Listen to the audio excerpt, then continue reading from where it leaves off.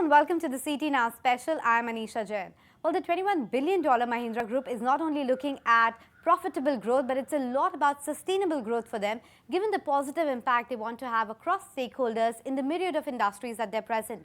And to talk to me about the success and the way forward, I have with me Ms. Abanti Sankaranarayanan as well as Asha Kharga to talk to us about what's exactly happening at the group. Asha, of course, spearheads the brand and communication vertical and is also championing the diversity agenda of the group. And of course, Abanti looks at the public affairs as well as the sustainability efforts of the group. Thank you, women, for joining us today. Thank you for having us. To set the context right, Asha, I wanted to begin with you and ask you, naysayers always say that there is no need of a special treatment for any of the genders, and this is a debate I have with a lot of people across different industries, different verticals, etc.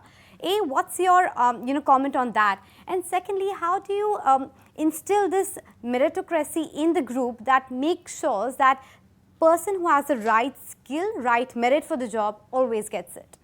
So thank you, Anisha, for having us both over. And before I address these questions, and I would like to talk about them, I want to first talk about a print ad that we released in the year 1945. Wow.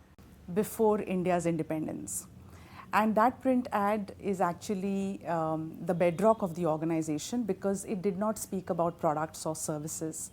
Instead, it spoke about principles with which the group will operate. Wow. One of them was about how corporate should buck antisocial trends, and therefore, in today's world, that's about ethics. One of the other principles that it spoke about was ability being the sole test of merit, and that's really meritocracy. And the third interesting one is that neither caste, nor creed, nor color will come in the way of harmonious working, which is, in today's world, diversity and inclusion. So the point I wanted to make is that this is 1945. Yeah. This is before way ahead of its time. And it was what I call a founding manifesto, and to me it reads like an ESG manifesto in today's world. True. So when you have something like that in the DNA of the organization, then the ethos and the way we operate are very different. And that has actually percolated into all of our businesses. So when I look at diversity in particular, I feel that Mahindra is like a lighthouse, and there are various lighthouse moments in multiple parts of our business. And let me give you a few examples. Sure. The first is you take a business like Tech Mahindra, for example. Tech Mahindra has 40% of women in the board and 34% women in the organization. Another example is Mahindra Life Spaces. Now, when you think about real estate, very few companies have women as project engineers at civil sites.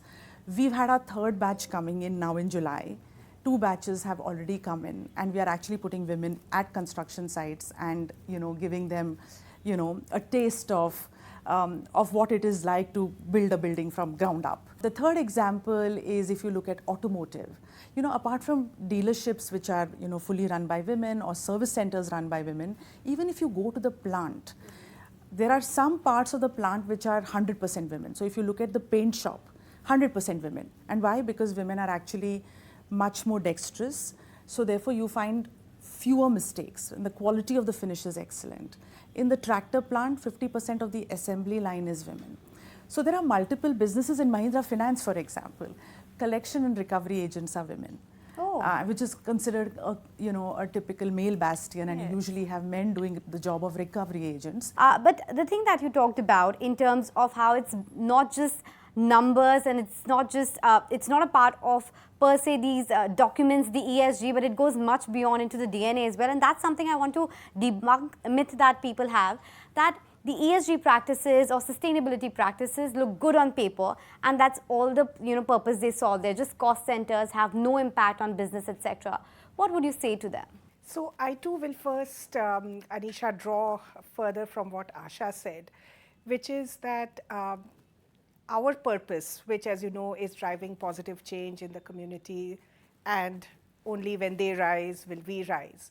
That purpose has inspired the Mahindra Group since like 2000s, early 2000s, to actually be a pioneer in the industry and in the world for sustainability. And there are several first time, industry commitments, achievements, as well as green businesses that we built much before any other group did. So it's a long and much recognized history and legacy that we have on sustainability. Now, absolutely, sustainability is not something that's just on paper. It can actually be value accretive, both directly and indirectly. Now, the direct impact is on costs if you do energy productivity, water conservation. Those are just two examples of where you can actually save on operating costs by pursuing productivity for energy and water.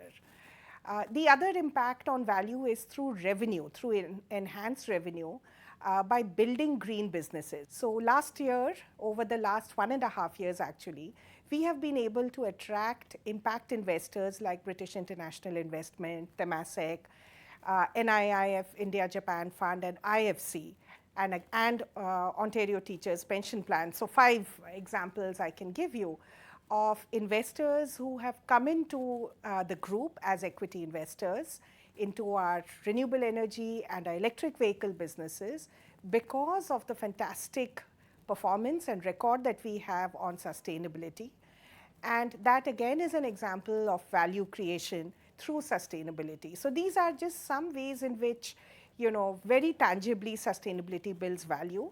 And the final point I would make is it's very attractive as an employer proposition, particularly for younger millennial Gen Z employees, because they want to work for an employer who genuinely believes and walks the talk on sustainability and ESG. Okay, so talking about walking the talk, I've been hearing a lot about Mahindra's sustainability mandate. Detail it out for us. What does it exactly mean, and how do you make sure that it's registered at all the levels and, as you said, part of the DNA of the employees? So the Mahindra sustainability mandate, quite simply, is about planet positive. And let me explain a little bit about what planet positive means. So we recognize that the climate crisis has many interrelated parts, and therefore you need to address multiple issues if you want to solve the problem. And so it's not enough to focus only on greenhouse gas emissions, which tend to take a lot of the focus in climate conversations, but also water, waste, pollution, regenerative agriculture, land use, biodiversity, all of these. So all of these are important, all of these are interconnected. And therefore, our strategy is actually quite expansive across all these areas so that we are truly creating a holistic, more positive planet for the generations that come after us. And so there are 3 parts to planet positive. There is the first pillar, which is greening ourselves, which essentially means everything that we can do within our own operations. The second pillar is greening our industries. And here we recognize the role that the Mahindra Group can play in a larger way as a force for good in the industries in which we operate. So here, for example, we would include building a greener portfolio through electric vehicles, renewable energy, electric logistics, green buildings, and so on. And then the last one is about rejuvenating agriculture, biodiversity. And together, these 3, therefore, create that holistic impact, which, as I said earlier, we put under the nomenclature of Planet Positive. We wrap all this up in our purpose, and therefore we say, rise for Planet Positive, which then blends back into our purpose of rise. Now, how do we bring this to all parts of the business, to your second question? And that really is through a combination of communication, both at the leadership levels, and capability building and communication at multiple levels below the leadership across all our companies. And then we have, different parts of the business, different teams, a lot of frontline functions for whom we actually build capability by running capability sessions, help them get a foundational and fit for purpose understanding of sustainability, because this is a new space, and a lot of people actually haven't either grown up or had the experience of running sustainability programs. So the communication and capability building is a big part of this.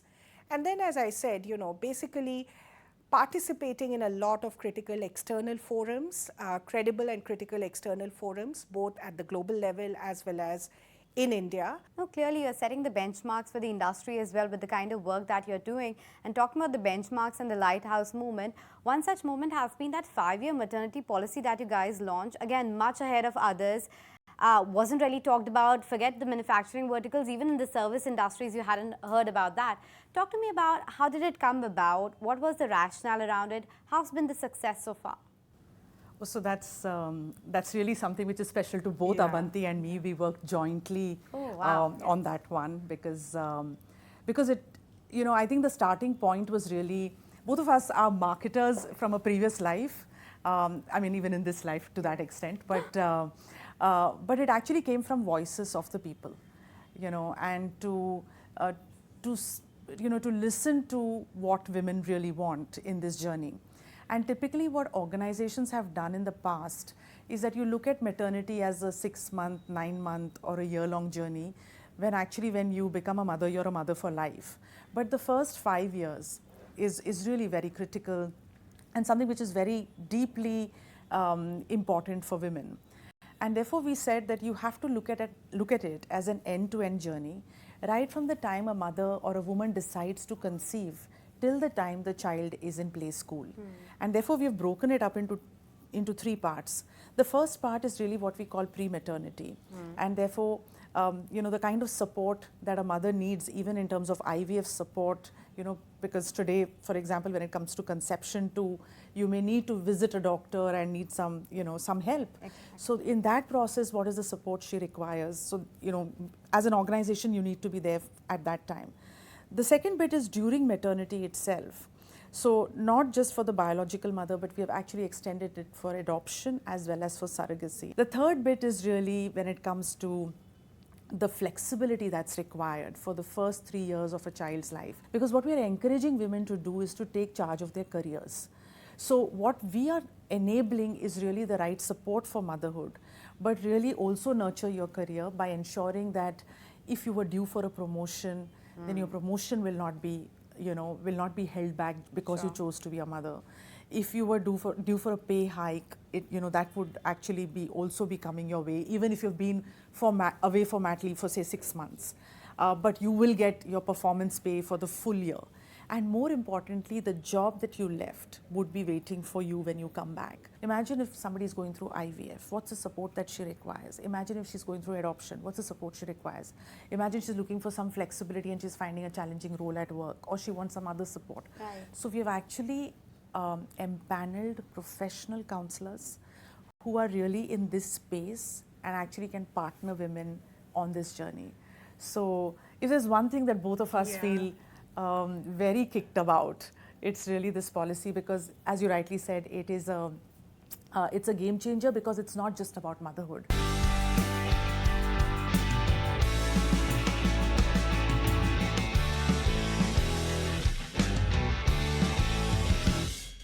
Shifting focus to sustainability, you did talk about how you're working with a lot of organizations, the external organizations as well.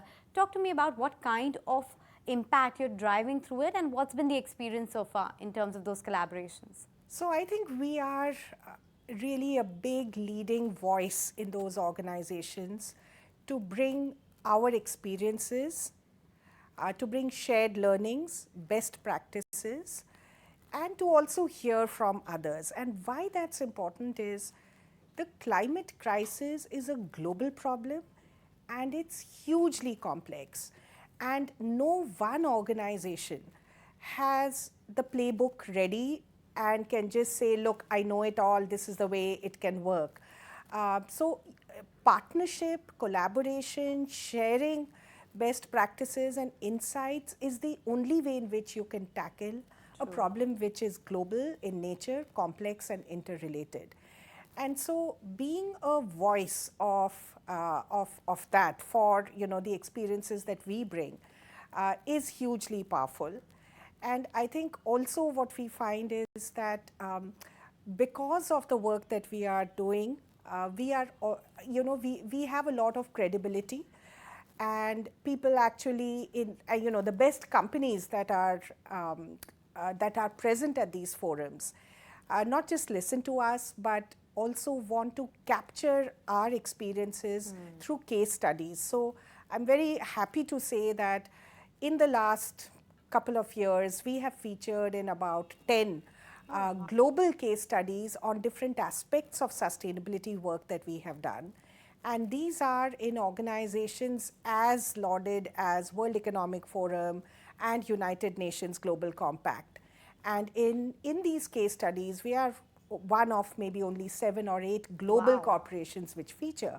Now, apart from building stature as a global sustainability leader, how it helps is that our learnings then get catalogued and codified and can create impact by others sort of taking learnings from this, and we too do likewise, right? So I think that's really the kind of impact that we have had. And I think you have also partnered with the likes of Bill and Melinda Gates Foundation to make sure that women empowerment is front and center for you guys. Talk to me about that. Yeah, so I think I spoke about lighthouse moments within the business. This is what I call a lighthouse moment outside the business. We cannot be operating with the same kind of contribution of women into the workforce, and therefore we need to up the game significantly. So at Mahindra, what we have done is we have called out very clearly that we will skill 1 million women by 2026. Wow. And the Bill and Melinda Gates Foundation is in partnership with us to actually achieve this agenda. In the last year itself, we have actually skilled 200,000 women. And so far, we have skilled around 785,000 women. And we have actually broken that up into employability skilling.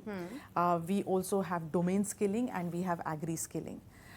Essentially, and I'm really glad I'm talking to you, Anisha, because with the power of the channel and with the power of this conversation, I'm hoping that more organizations come on board, because this will happen when multiple organizations join and come together on this agenda to help the skilling of women and actually help them come into the workforce. A lot of opportunity for women to come on board. The curriculum needs to be actually significantly elevated to be able to train people. And therefore, who else but corporates to take on the mantle? So at Mahindra, we have actually partnered with close to 2,000 institutes, which includes polytechnics, ITIs, and multiple other colleges to enable the skilling program and then absorb these young women into the workforce in the right way. So this is the least we can do. For example, I'd like to share that Nanni Kali, which is our flagship girl child education program. You'll be surprised to know that close to 50% of donations for Nanni Kali are from other corporates. Oh. Wow. So that I think that's quite amazing. That's because it's a very well-governed initiative. You know that the donation actually goes towards the girl child and she goes to school. You can see it very clearly where the funds are going. And therefore, we are hoping to achieve that same kind of momentum and impact even through this program, because only when a lot of us come on board will we enable women to rise. So that's how we are looking at it. Well, yes, the Mahindra credibility does help there, and I think more corporates will come on board because there's no other way other than increasing the labor mix in terms of favoring the women. So clearly, I think that's the way forward, and if companies and corporates want to be ahead of time, I think this is the only way to do that, right? I think the opportunity is how do you bring women into the newer age sectors? How do you bring them into automotive sector, renewable energy? And particularly as these are going towards green transition. And so that's where, again, we can play a bigger role. So it's both about the number of women and, what we do there to bring more women into employment through skilling, but also about the kind of sectors that we help create more opportunities for women, the new age sectors. But you're talking about those sectors. Transport as a vertical has been on the so-called hit list when it comes to the climate change, because it's one of the culprits, because it does add to a lot of carbon emission. What are you doing at Mahindra Group in terms of the development of the vehicles itself, that it's a lot more carbon neutral, it's a lot more better for the environment? So let me answer that in two parts. Sure. One is what we are doing by way of better sort of emission norms within our ICE portfolio. And there, thanks also to BS 6.2 as well as the CAFE norms, I think the emission per vehicle has come down significantly. So that's one. And then the other is the transition towards green through electric vehicles, where, as you know, we have just started our play in electric SUVs. We have a very significant leadership position in electric three-wheeler industry. And we believe that our born electric vehicle portfolio, once it gets launched later in the calendar year, will be a game changer. And we've publicly said that we expect that by 2028, we will have about 30% of our total portfolio as electric vehicles in the SUV category. So I think we are doing both, therefore, in significantly stepping up emission-related performance of our ICE portfolio, but also getting into big play for electric vehicles. Has there been a case where you thought that being a woman was not something that had a positive impact for you, or you heard something from personal anecdotes of your colleagues, of your friend circle, etc.? Anything that stood out? So I would say that, Anisha, I have always, throughout my career, seen myself almost as a gender agnostic professional, as a career person. But do others see you like that? You see but yourself I don't as care. that? Honestly, Okay. I don't care, and it's not even like a pushback that I don't care. Okay. It's more that I'm not conscious about it, and therefore it doesn't bother me.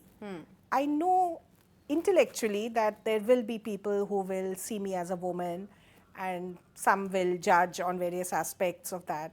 But it really doesn't bother me because I don't see myself as that at all. For me, the fact that I am a woman is actually of very little consequence at work. And for me, I just drive myself as a professional, as a career person, and turn up at work every day wanting to do the best work of my life, wanting to be as good as I can be and to create impact and all of that good stuff. And I think perfectionism is something that you need to not be very fixated on, because that can be, perfect can be the enemy of good, is what I've realized. And it kind of liberates you and allows you then, in my own experience, to play the multiple roles with greater ease, because you know that you're not looking for perfection at every moment and in every situation.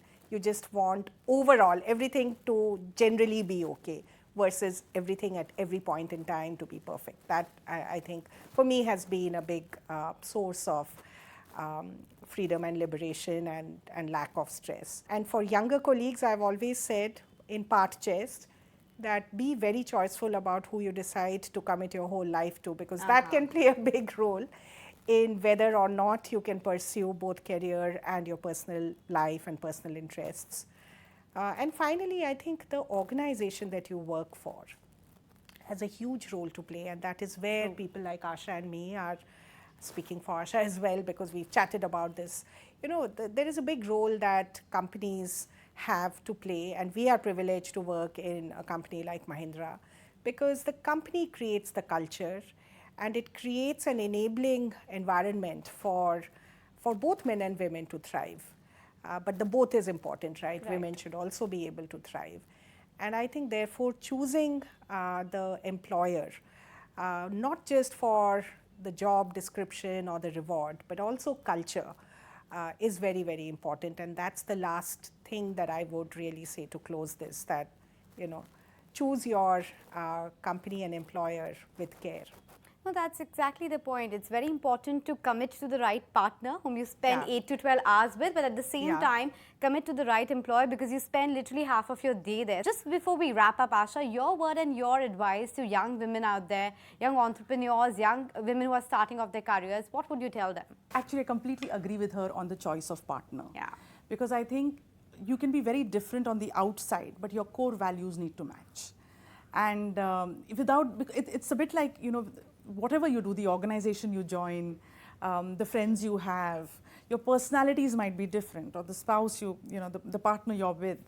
As long as your core values match, I think you're set for your life. Because even if you have differences, and that's true for organizations, that's true for bosses, that's true for teammates, you all know that ultimately you'll reset on values. So that's my that's one of the things that has kept me going. And the second thing is that, you know, it's related to the maternity policy, but I think the larger bias against women, which I think comes in very inadvertently, is the natural choice to mommy track their careers. And what I mean by that is that when she comes back from maternity leave, there's usually a bias that let's give her a softer option. Role, let's give her a job which is which allows her to balance the baby. And there is a term for it which is called benevolent sexism. And it's actually something which happens inadvertently. So it's not a conscious move, but it's unconscious that women need to be protected and women need to, you know, aapka family hai, aapka Correct. bachcha hai. You need time on the you side. need time You'll on have the to side. leave home on time. Yes. So we will not give you a challenging assignment because you have things to do at home and you need to be home on time, etc. So the main thing is to let women decide. Correct. What they want. Their own pace of things. You know, how do they want to, you know, run their career? How do they want to run their home? And then just as organizations, be supportive, as a teammate, be supportive, as a boss, be supportive of what this young person wants in the team or what this young mother wants in the team. So I think the best thing that we can do to prevent this kind of bias from creeping in is to really be supportive of somebody in your team who's through that journey. Whether as a teammate, whether as a leader, what's the kind of support you can give, but let her choose, let her decide. And don't try to be, you know, the person deciding for her, because ultimately she's, you know, she's the one in the driver's seat, so to speak. With that, it's a wrap on this special interaction. Do stay tuned to ET Now.